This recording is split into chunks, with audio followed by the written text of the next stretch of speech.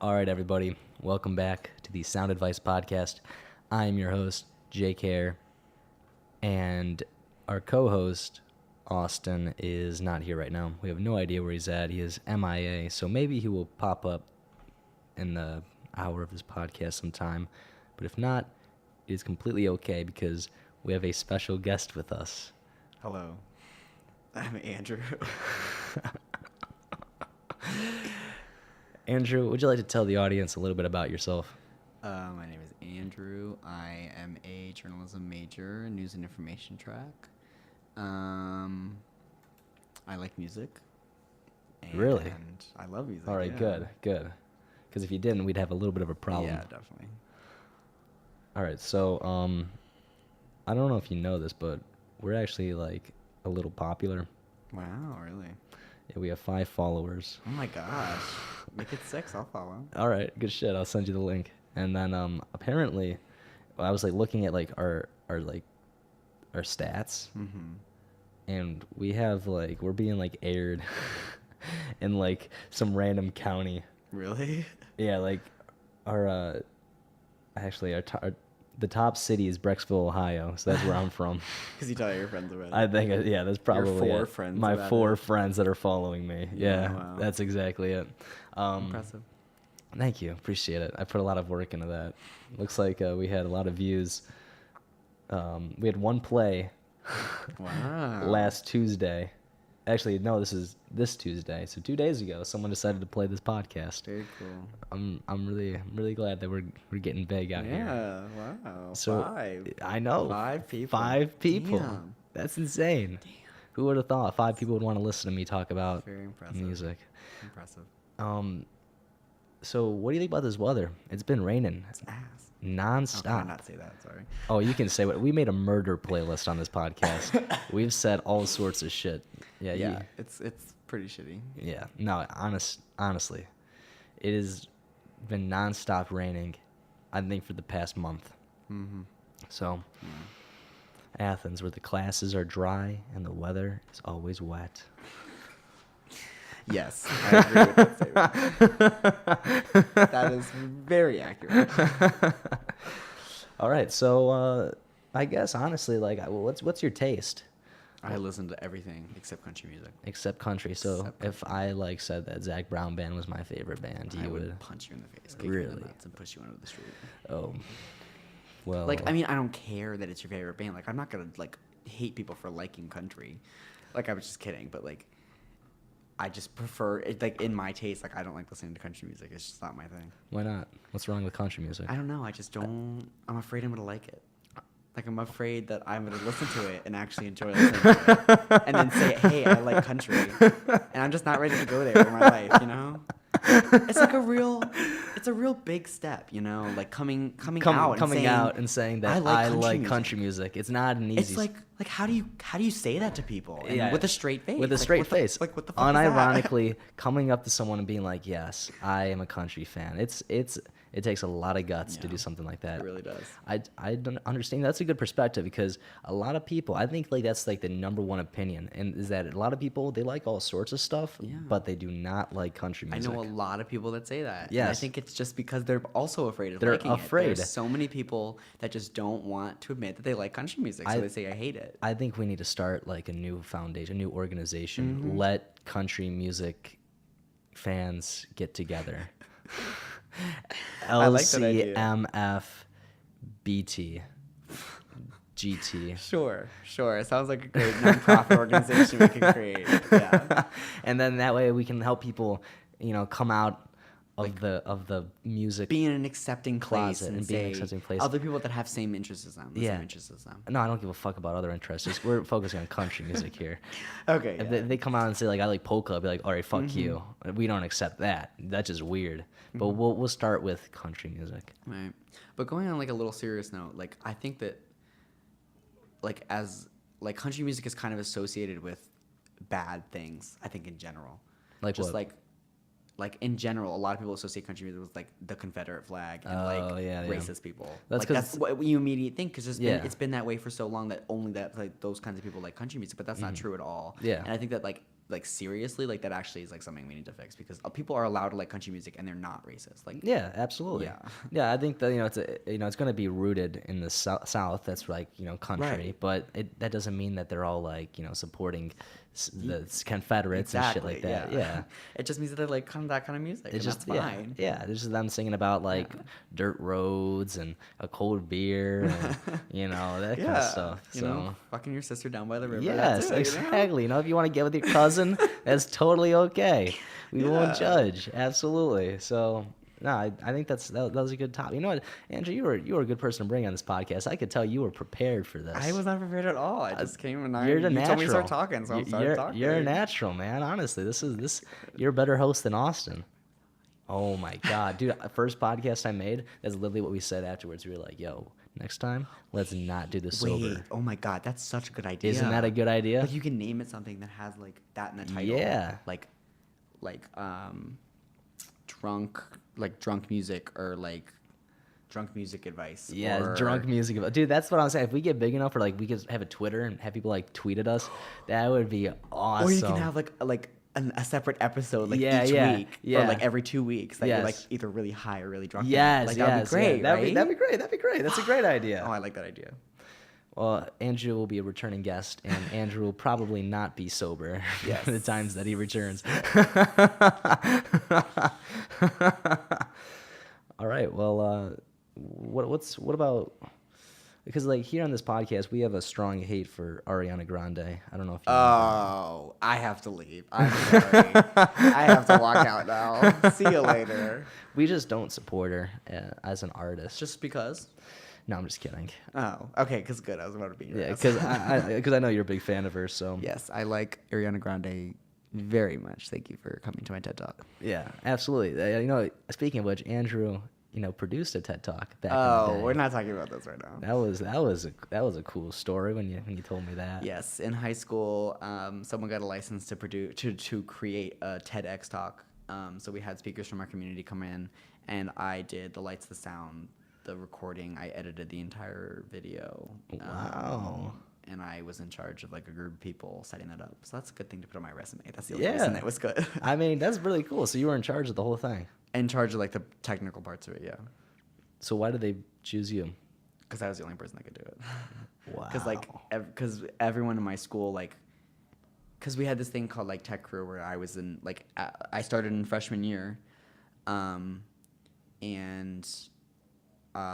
each year there's like a head tech person who's been there for 4 years and they know what they're doing, and then they teach the person under them as a junior so that when they're a senior they're in charge, and then the next person and the next person. It was finally my turn, so I was like in charge of it, and then we had a new drama teacher come in and he kicked us out. He basically kicked like our organization out of it, and he was like, "You're not a thing anymore. So you can he was talking to me. He was like, "You can stay, but everyone else you were gonna teach or like under you has to leave." Wow. So I was like, "All right, well you can go fuck yourself." One. Damn. And I just pretended to like him for the rest of the year, and he thinks that I really like him, but I actually wanted to punch him in the face every day that I saw him. You want to give this guy a shout out? No, I don't want to say his name. I really don't. Like I don't like him at all. All right, fine. Shout out, Mr. Barker. Fuck you. A big fuck you to Stephen Barker in Maryland right now. Thank you. Thank you. That's all I have to say. I'm leaving now. Well, I think that that's pretty fucking dicky of him. So so it was basically up to me because I didn't have anyone else to help me. So I had to find a new team of people to join me and do the technical stuff, do the camera work during the show. Like I can't be everywhere at once. Yeah. And setting up the microphones and setting up the stage. I was in charge of the stage design too. It was a whole ass mess. Well, I mean, kudos to you for taking the bull by the horns and making work out of something that seemingly not an easy task. Yes, so thank you. It was a lot of fun, I have to say, but it was also a lot of work. yeah. Well, you got something for your resume now. So That's the only thing I can put on there. also good looking guy. What about that? God. Oh yeah, let me just put that in there, right under you can put it in there. You can put it under bodybuilder. Or Bodybuilder. Yeah, there you go. Gosh. All right. So, what do you think about the whole Mac Miller situation? Oh, is that why you hate Aaron? Oh, I didn't get that part. Yeah. Okay. Well, you can go fuck yourself. I think that what about it? Just why he died or what he did? I do. What's your take on the situation? I Because it's think kind of that- fucked up what she did, don't you think? I don't think it was her fault at all. I really don't. And I don't know why people think that. I mean, it's not her fault. It's not her fault. I'm not saying it's. I'm But playing. like, then what did she do? All right. Well, I'm playing devil's advocate. I don't really. Okay. I don't really think she. Okay. Did, But I think that he was very torn up over the breakup because it was a hard breakup and they were very close, I think. And I think that he, in order to swallow his pain, like a lot of us do, like I do, he turned to drugs and alcohol and all this bad shit, and it just went too far one time. Okay, so what's up with her marrying someone like 2 weeks after dating you? What's up with that? I don't know. I feel like they might not. I feel like they just had a connection because I feel like she definitely did not cheat on him. You don't think so? She did. I feel like if she did, we would have known. Okay. Like there had to have been a way we would have known. Like people have probably been talking about that for like months now because they said that like months ago. Yeah. And I still haven't seen anything about it. Okay. So if she was cheating, I think we would have known. All right. So now, what's your take on the rap sort of? There's been like a little bit of poison in the rap industry right now, and the fact that a lot of young aspiring rappers are taking to drugs and they're promoting it and then dying from it. Well, I don't think drugs are a bad thing, as you know. Of course. But I think that it is bad for new and upcoming people to stake their whole like career on a drug, and kind of saying like the only reason I'm popular is because I'm saying drugs are good or this drug is good, and people that either use this drug or want to use it or kind of that whole thing. He's just kind of saying like, that's good, like you can do it. And I mean, that's not a bad thing to say because a lot of people don't take it seriously, but there are people that do take like using drugs like messages in rap songs. They take that stuff really, really seriously. Yeah. So they're like children are hearing these songs and they're thinking, oh, this guy's doing it, that means I can do it too. Yeah. But I don't know. I think it's not a bad thing that they're doing it. I just think that people need to stop taking it really seriously. Okay. Now on the flip side, there's also been a little bit of a counter culture movement in that artists like Lil Peep are saying that drugs are like bad in the rap industry. Isn't he dead? And he's one of the people that died from wasn't sure. Xanax. So Right. we also have these more like there's a sort of emo phase going on in the trap industry right now with like people like X and people like Lil Peep, where they're not for drugs, they're against it, but they're making more note of the problem. What's sort of your take on that? I think that's good. I think at least they're calling it out, and there is a big kind of upheaval in the rap industry now. Like everyone's like fighting, which is like how it used to be. Like if you remember in like the old days, not the old days, but the old days of rap, like 2000, I want to say like 12 or earlier, where there was like real beef. Like people were beefing all the time, and it was like good. It was like interesting. Yeah. And now I feel like all of it's like made up. Like Nicki Minaj, she was like talking about her. Like how the baby that they just had was affecting her album sales. I'm sorry, sis, but that's not it. But I think that people at least calling it out is a really good thing, and they're kind of like bringing notice to it and saying it's a problem. So Okay. keep talking about that. Yeah, for sure. So do you think that beef? Because there has been a lot of beef lately. Yeah. There's been Eminem and MGK. I haven't been following that one, but I heard a little bit about it. There's been Nicki Minaj. There's been Kanye and Drake. There's been Pusha and Drake. Oh yeah, that was That was something. that was really something. Do you think that do you think that this beef is artificial in a way? Do you think that Nicki Minaj is doing these Twitter rampages is sort of like a way to get more attention? Okay, originally I thought Nicki Minaj was doing that to get more attention, but now I'm like pretty sure it was like because she's insane. She's just insane. She's All like, right. she's like going crazy. But I think a lot of it, I think the Pusha T and the Kanye and all that stuff with Drake, like about his son and stuff, was definitely not fake. Okay. Like I think that was genuine. Like someone found out about his son and made a fucking rap track about it, and like literally exposed him to the rest of the world. Like, yikes, that was pretty bad. I don't really know what's happening with Eminem and Machine Gun Kelly. I haven't been following that one, but I just like I don't want to follow it because it feels like it's fake, kind of. Yeah. So I'm just not gonna try. Okay. But definitely Nicki Minaj is definitely crazy. Yeah. Do you think that it is a positive element that sort of like any news. There's no such thing as bad news. There's no such thing as bad publicity, and that that these tirades sort of are better for artists and getting their name out there. Yeah, I think them acting out gives them more publicity. Like just in general, like having your name in any sort of paper is good. Yeah. Because it brings people to your Spotify pages and your Apple Music pages and all like your title pages, and it gives you views, so it looks like you're more popular. And then people actually come and listen and say, "Well, I want to see that was what." Well, I want to see both sides of the argument, so I'm going to listen to both like rap tracks, or I'm going to listen to the diss tracks. Yeah. And it specifically brings like attention to the diss tracks that they're making against each other, like the Pusha T and the Drake one was like a big ass thing. Yeah. Like so many people like listened to it, like heard about his son. I was like, oh my god. Yeah. He has a fucking son. So that was, I think just in general, like having your name in the headlines is good. Yeah, for sure. I think so too. Now, do you remember Kanye's tirades before he released Ye, and how there was a bunch of people hating on him for his Trump comments and for his slavery comments? I think that's sort of a similar sort of thing where the things he was saying was bad, but at the same time it brought him like headlines, massive amounts of publicity. It was Yes. it was like good promotional material for him, basically. Yeah, exactly. But like we don't know if he was serious or not. Like we have no idea if he was like saying slavery was a choice, like jokingly, yes, definitely, absolutely.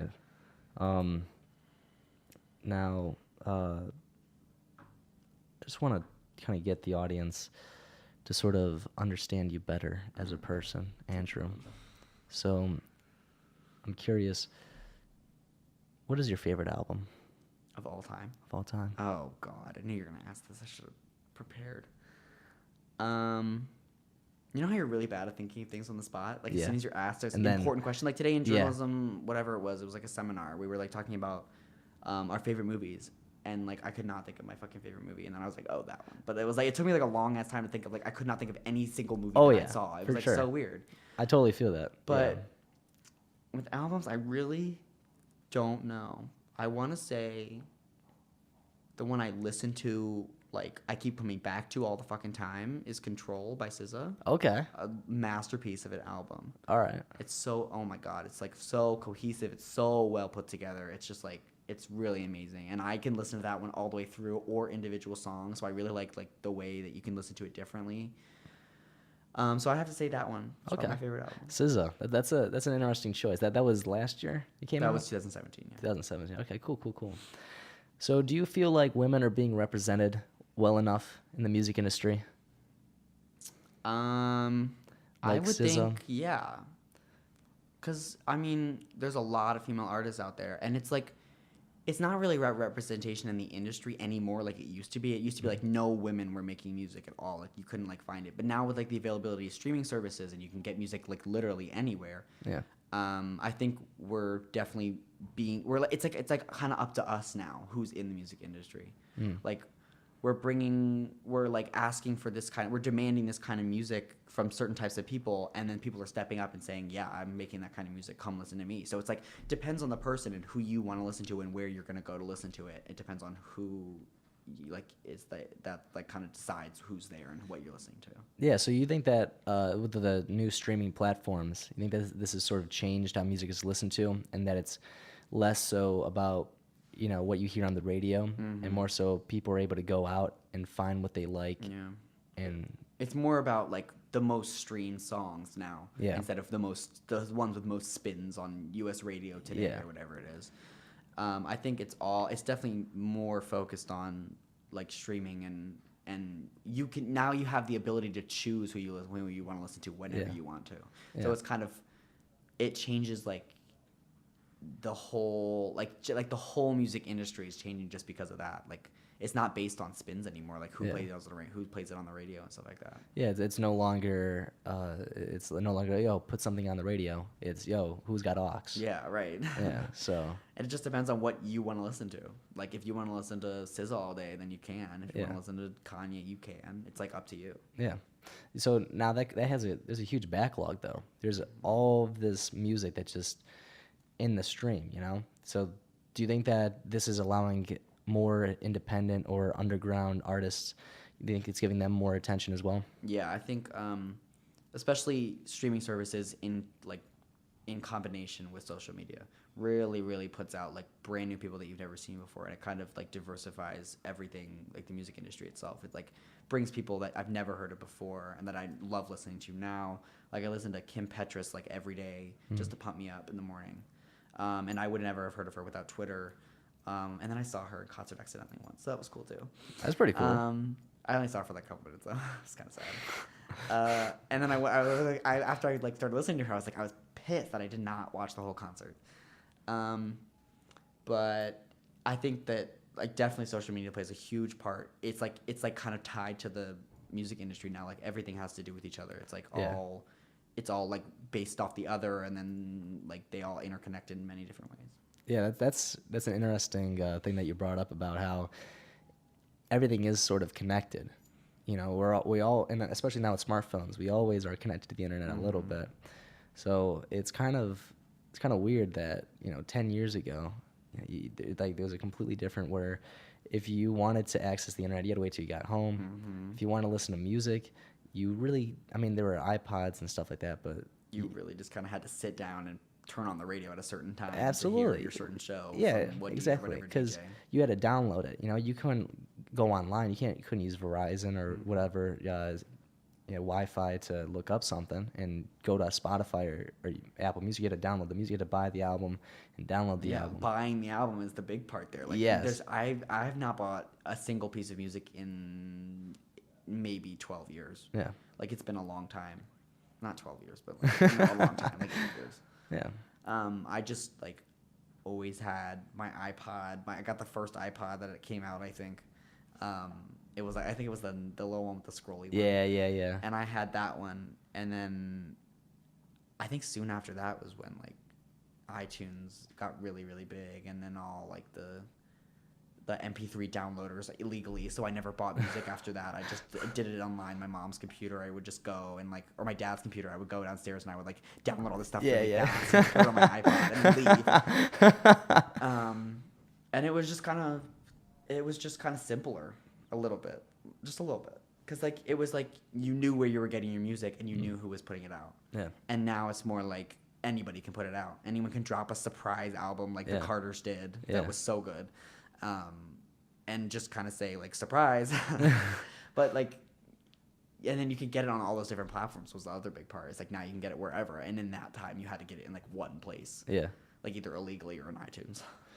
That's true. So you were a pirater then. You're a pirate. I pirate a lot of things. Sorry, FBI, do not listen to this podcast. Anything said in this podcast is not true whatsoever. Yeah, no, not at all. Not at all. No, I like pirate movies and TV shows all the time. Yeah, and I don't blame you. I think I did not get Adobe Premiere for free at all. That I am not paying for that shit, man. Not about to. I am a college student. I am not gonna fucking give you like $500. Literally. That is insane. Fuck that. So I don't blame you.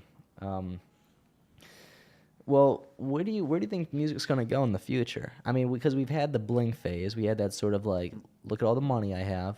It's the 2000s. I'm rich. You know, Usher. You got the Katy Perrys. You got the Taylor Swifts. You got the Kanye West. Now we're 2010s. It's been more of like a trap phase. You know, you got the Post Malones. You got the Little Uzis. Yeah. You know, you got Cardi B. You know, there's a lot going on. Even like Maroon 5. You know. They did that one song. They did that one kind song. of went in a trap. That sort of trap direction. I was like, okay, what's up? By the way, Songs About Jane is one of the best albums ever. Just want to put that out there. I feel that. Such a good album. All right, I won't say one of the best albums ever. I would say one of the best pop albums, but still fucking fantastic. Yeah.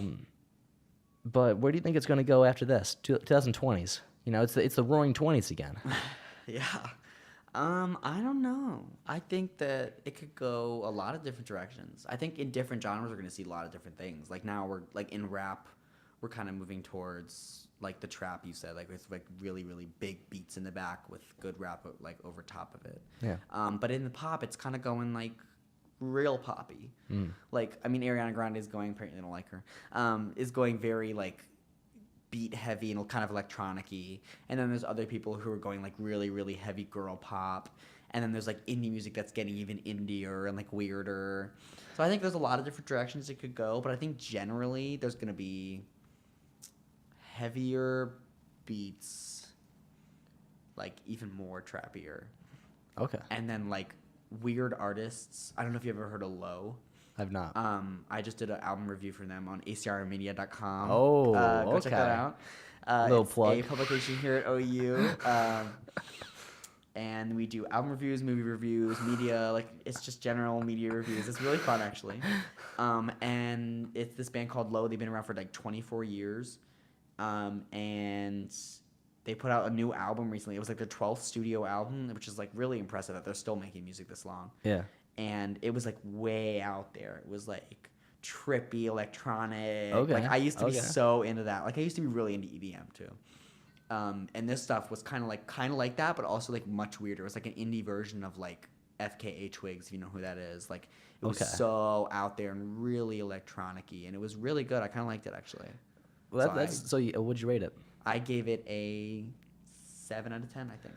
Only a 7. Damn. Okay, but that's like really good. Okay. Yeah. Like out of 10. so you're like You only you're, say that for like good ones. You're like Pitchfork then. Yeah, we're basically Pitchfork, You're and we have to poach a lot of stories from them because that's like one of the major music publications. So we have to like get our news stories that we're starting to do this year from them and stuff like that. So how do you decide like a score?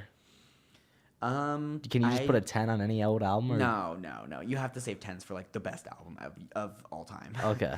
And then 9s are kind of like your album of the year or the album of the year. And then it kind of like, it's subjective after that, really. Like the 10s and the 9s are saved for like actually incredible albums. But everything else under that is kind of just like your interpretation of it. Because it's Okay. all about opinion. So Yeah. you're trying to write it as unbiased as possible, but it's also like listening to music in general is all about opinion. Yeah. Like going back to country music, like I'm not going to like listen to it if I don't want to. Yeah. Yeah. Because it's all about your choice and like what you do. But like my opinion of it is going to be subjective depending on what I enjoy. So Yeah.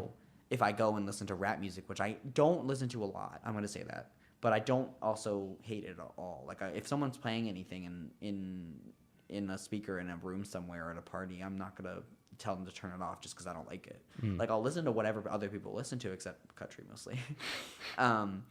But then it just depends on what I'm used to listening to and if like what I listen to on a normal basis, that if I am actually like enjoy it or not. So do you get to independently choose the score? Yes. So what's to stop you from just sabotaging the whole thing and just picking a 10?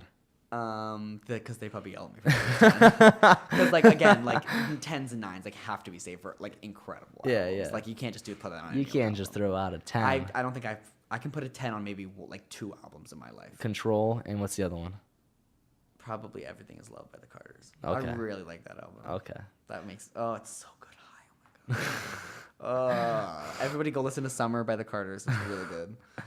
All right. Okay. So do you think that 10s are only like these have to be classics?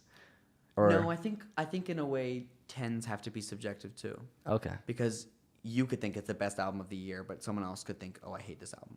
Yeah. Like for me, it's a 10 for the Carter's album, but a lot of other people don't think the same thing. So how do you judge music then? Is there a way to objectively judge music?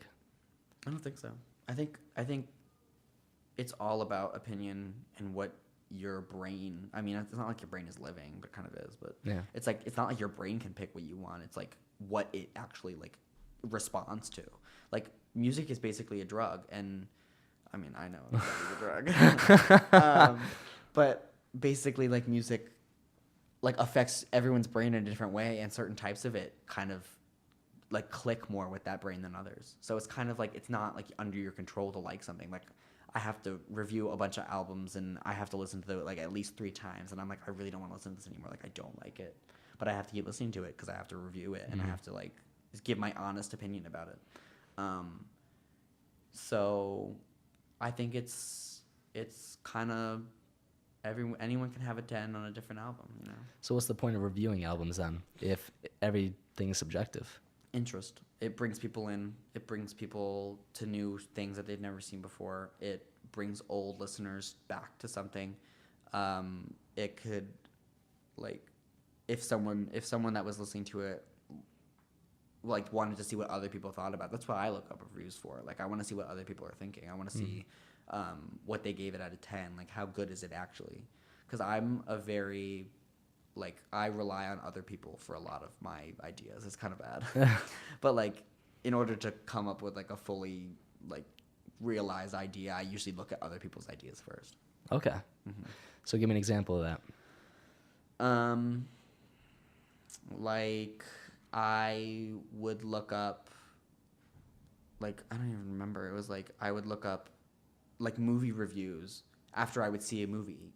Yeah. And then I would base my opinion on the movie off of that review. Okay. Like I couldn't form my own opinion. physical opinion about it. I just had to use someone else's. You had to use someone I was else's. so stressed. Like, what if someone doesn't like what I say about it? So I have to go like a real source, like Pitchfork or someplace that reviews movies and stuff like that. Yeah. And I would look like, oh, okay. Oh, so this is what this they is think, actually an so album. This is what I should think. This is actually Yeah. a bad album. Yeah. Okay. So do you have any guilty pleasures then? Are there any albums that are supposedly shit on that you love and you will defend to the death? See, I can't think of any anymore. I would defend. What are some hated albums? I can't even think of any. Like It's all subjective though, so I don't know. it is all subject. You're right. I'd say a really hated one would be something like Weezer's Pinkerton, their second album they That came was out with. good. That was I good. like that. So was I guess good. I like that one. Then. There you go. Because now it's been respected a lot by people, but when it first came out, people were all like, "Dude, this guy's fucking weird." Yeah. I'm trying to think, just like a lot of pop albums get bashed. A lot of Maroon 5's newest stuff. Like I don't think their newest album got good reviews. Really? Yeah, whatever it's called. The one with Wait. I love Wait though. Wait's such a good song. Yeah. Oh my God! I just saw a Pitchfork article literally yesterday, like how they were shitting on Brockhampton's new album. I was about to like go over there and beat them up. Like, how can you possibly hate that album? There you go. So that's one of them that there I you guess go. that I was like, what the fuck? Like, how the fuck do you actually hate that like band? It was like so good. Yeah. It was so good. Yeah, Everybody listened to Tape and Honey off of Iridescence by Brockhampton. Brockhampton is very good. Yes, a very very good album. I agree. Now, I really want to touch on this. Will probably be like the biggest topic we talk about today. I didn't like all these were up on the spot. Didn't think of any of these, but this one I had to think of. Or you did think of before. I thought about before, and I think that I'm really curious to hear your take on this. Great. Okay. Now, there's a band called Pine Grove. Okay, I just heard about that from ACRN editorial actually, because we were talking about we're gonna have like a meeting about it tonight. Yes. So I don't really know anything about it though. So can you tell me like what? Absolutely. So Pine Grove is they're from New Jersey. New Jersey. I'm a lot of my family's from New Jersey. And they're like emo, but they're also like alt country. Okay. And they've really gotten big, like over the last year. They got really big. They sort of, the singer. Here, I'm gonna actually look up this article. Was it the Pitchfork article? It was a Someone shared that with me. Yeah. Here we go. It's a really, really well done article. Absolutely phenomenal. Really well done. Really well written. Let's see here. I'm trying to. Here we go. Okay, so Evan Hall is a singer / songwriter, and he does a really good job of sort of giving off his feelings and emotions in a way that is different than any music we've really heard before that's emo. You know, if you listen to American football, you're going to get that sort of vibe that's like, I'm alone and melancholy and all that. While as if you were to listen to My Chemical Romance, you get more of an angsty sort of like fuck the world sort of vibe, you know, a little bit more edgy. And Pine Grove does a really good job of sort of, you know, making pop punk emo in the 2010s, where it's no longer like this is music for white teenage boys. This is music that, you know, you can be enjoyed by a lot more people. And the album the album they released last year or 2 years ago, 2016 I think, it's called Cardinal, and it's really about, you know, this sort of transition phase that everyone's going through, you and I especially, in that, you know, and everybody has to deal with it, where you have old friends and you're going to end up losing them and time's going to pass and love and new friends, and it just really like this Evan guy. He's just absolutely phenomenal. Cardinals like one of my favorite albums, and I was gonna go see him in concert over in Cleveland, and then all of a sudden, it was revealed on Facebook. Evan posted this giant apology, saying that he sexually harassed a girl, God. and Pine Grove completely canceled the rest of their tours. Wow. And their festivals, their openers, all of them that did not canceled, you know, which makes sense. The Pine Grove members were all like, "This is fucked up." Yeah. The openers for Pine Grove were like, "This is fucked up," and Evan was like, "I'm taking a break for a year," and they had another album on the way, and they completely held it off. Right. And it was this huge fucking thing because Pine Grove's up and coming. They could be big. You know, their songs are catchy and they're